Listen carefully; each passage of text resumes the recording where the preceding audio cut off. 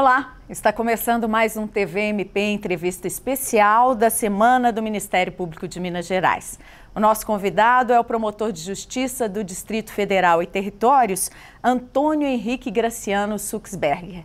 Especialista em Direito Processual Penal, ele participa do evento do MPMG com a palestra Ministério Público, Atuação Criminal como Política Pública. Muito bem-vindo, obrigada por seu tempo, para nos dar essa entrevista. Obrigado, Laura. Acho que a Semana do Ministério Público em Minas Gerais já é seguramente um dos eventos mais importantes do Ministério Público brasileiro. Estar aqui com vocês é um verdadeiro presente. Eu que agradeço. Obrigada. O que é a política criminal e qual que é a função dela? Bom, a gente geralmente estuda a ideia de política criminal na nossa formação como operadores do direito, num sentido dos valores, das preocupações de realização de justiça, sempre com uma abordagem metajurídica em relação ao que sejam as preocupações da intervenção penal do Estado. E me parece, especialmente em contextos como o nosso, um país latino-americano, com dificuldades brutais em relação ao que sejam os seus problemas de assimetrias e desigualdades regionais, que nos falta um pouco também uma certa preocupação com sentidos e conceitos da política pública. A política criminal nada mais é do que a política pública do Estado dirigida ao problema da criminalidade. Nessa fala aqui na semana, eu vou ter a oportunidade de aprofundar alguns desses conceitos, justamente para poder nos lembrarmos o que seja o sentido de política criminal a que nós estamos habitualmente estudando como operadores do direito, mas projetar isso para um sentido prático no que seja a preocupação do Estado. Quando falamos do Ministério Público especificamente, é como se ele se encontrasse num ponto de várias interseções. Nós falamos na realização de interesses de realização obrigatória, os chamados interesses de relevância social. Nós atuamos fortemente nas políticas que dizem respeito à investigação de fatos e à atuação policial. Nós temos um papel de protagonismo na realização do sistema de justiça criminal, porque titularizamos o exercício da ação penal como regra, e na execução penal, igualmente, promovemos essa fiscalização das políticas penais. Eu acho que abordar a política criminal a partir de uma perspectiva da política pública nos dota, por assim dizer, de maiores possibilidades, capacidades de melhor realizar a missão do Ministério Público. O senhor falou de conceitos, Eu queria que o senhor explicasse qual que é a diferença entre criminologia e política criminal. Pois então, os saberes criminais, eles tradicionalmente se apresentam como a ideia do direito penal, mas num sentido quase de abordagem dogmática, e o que igualmente abrange o direito processual penal. Nós temos a política criminal como uma preocupação axiológica, valorativa, de discussões, como eu disse, metajurídicas a respeito do que realiza o sistema de justiça, e nós temos a criminologia, um saber mesclado, interdisciplinar, que se ocupa de dar uma abordagem mais próxima das ciências sociais do que seja a compreensão do delito como um fenômeno socialmente construído. O que significa isso? Isso nos ensina a criminologia da reação social. Nós temos o fenômeno do crime, como usualmente o estudamos como operadores do direito, a partir do que seja uma conduta tipificada, formalizada em lei e, na sequência, muitas vezes materializada por meio de um devido processo. Mas, no sentido criminológico da ideia de crime, é preciso entendê-lo como um fenômeno socialmente construído. Eu posso exemplificar isso de maneira muito simples. Imagine você que determinada figura respeitável dentro da sociedade seja um terror de agressor doméstico, ou então um sujeito que abuse dos próprios filhos. Imagine a figura mais horrenda que você possa imaginar de crime. É muito interessante notar que não há uma percepção desse fenômeno enquanto essa pessoa não experimenta processos de criminalização. Parece que a grande lição que a criminologia nos traz é nos atentarmos não para o que seja a abordagem abstrata da eleição de condutas que colhemos como crimes, mas sim atentarmos ao que sejam os processos que elegem condutas como criminosas e as ações das agências do Estado que efetivam esses processos de criminalização, ou seja, o sentido de controle penal.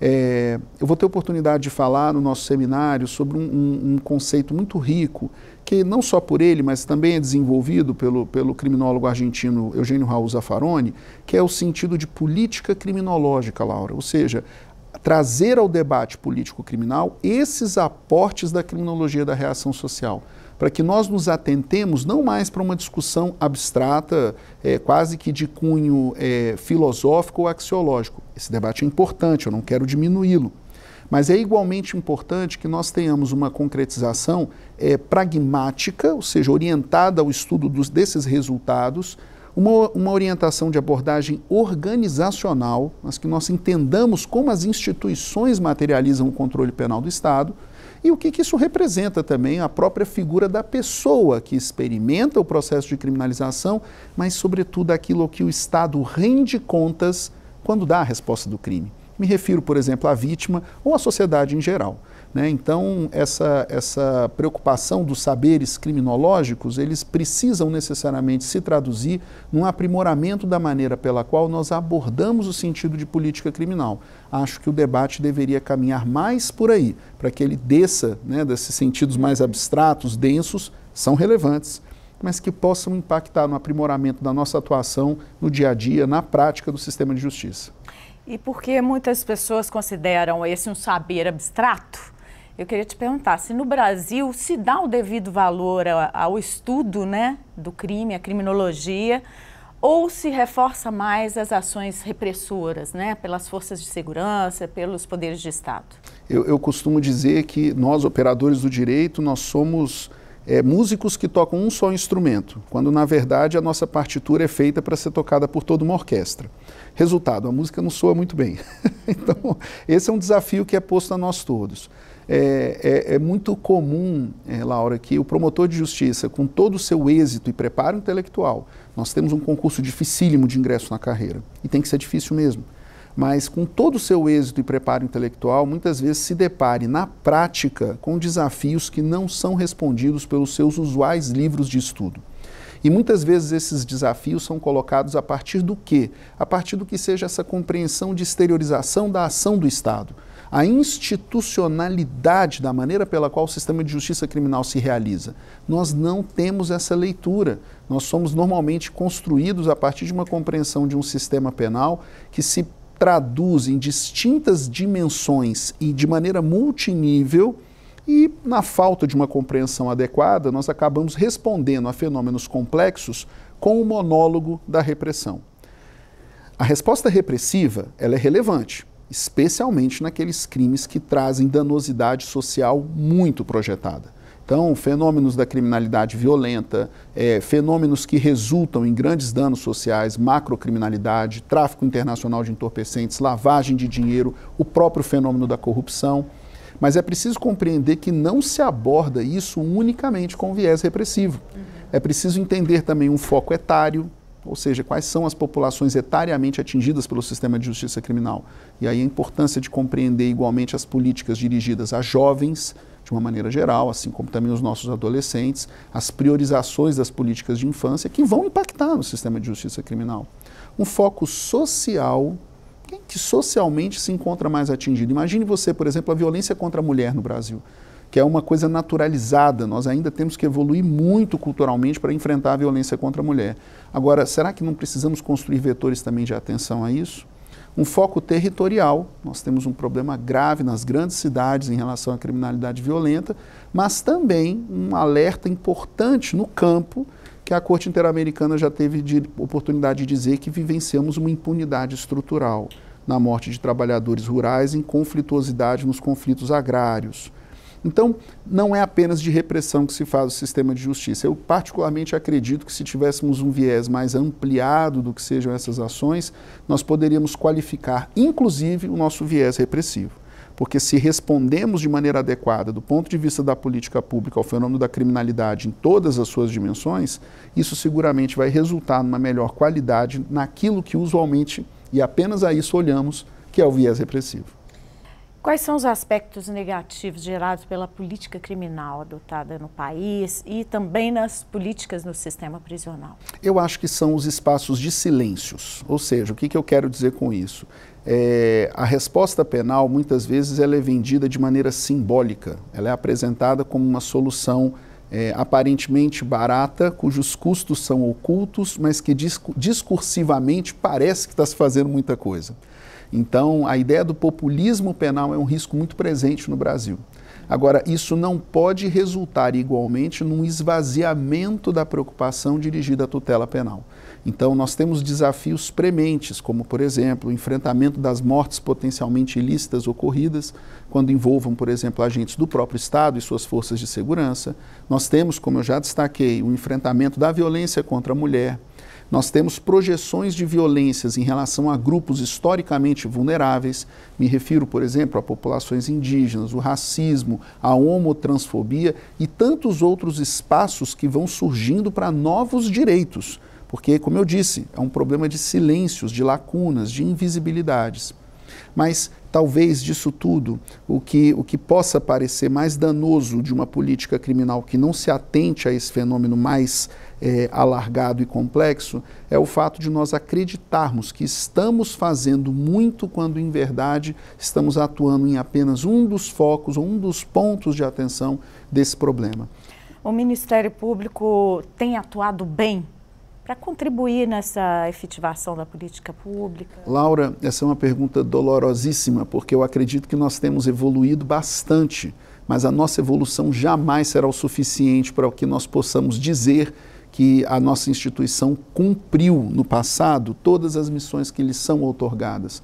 A realidade do Ministério Público é uma realidade que reflete o desafio, por exemplo, presente na democracia. É uma questão instituinte. Quanto mais fizermos, mais seremos necessários, porque os aprimoramentos se colocam presentes e os novos desafios que se abrem se apresentam numa dinâmica em que a ideia dos direitos que estamos em debate devam ser construídos como processos dinâmicos de tensionamento. Então, por exemplo, se você me perguntasse se evoluímos em relação às nossas políticas de controle externo da atividade policial, fiscalização de políticas de segurança pública, muitíssimo. Nós temos excelentes histórias para contar. Se você me perguntasse se isso basta, nem um pouco. Igualmente na temática das políticas penais ou mesmo nos processos de resolução adequada de conflitos. Nós experimentamos também nos últimos 10 anos experimentalismos institucionais, como por exemplo o ANPP ou outras soluções de resposta que não necessariamente falam esse monólogo do sistema de justiça. Avançamos? Avançamos. Nunca vai ser o suficiente, até porque a profissão do Ministério Público é uma profissão de fé como ponto de partida.